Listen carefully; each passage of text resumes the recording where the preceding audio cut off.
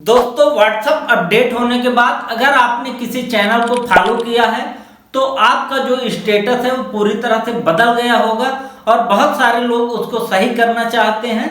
इसके लिए इस वीडियो में हम आपको एक छोटी सी ट्रिक बताएंगे जिसके माध्यम से आप अपने स्टेटस को पहले की तरह वर्टिकल कर पाएंगे।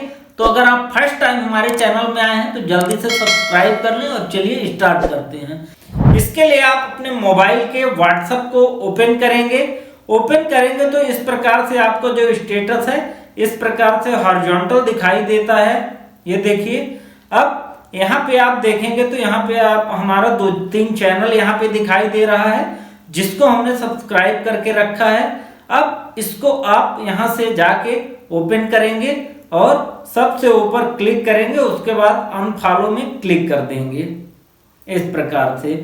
इसी तरह से आप दूसरा जो चैनल है उसको भी आप यहाँ से जाके और अनफॉलो कर दीजिए। ये थर्ड बचा है, इसको भी हम अनफॉलो कर देते हैं। देखिए, हमने तीनों चैनल जो हमने फॉलो किए थे अनफॉलो कर दिया। अब देखिए हमारा जो स्टेटस है ये पहले की तरह हो गया है। तो होप वीडियो आपको पसंद आई होगी और अब आप अपने व्हाट्सएप के स्टेटस को आसानी से सही कर पाएंगे। मिलते हैं नेक्स्ट वीडियो के साथ, तब तक के लिए गुड बाय।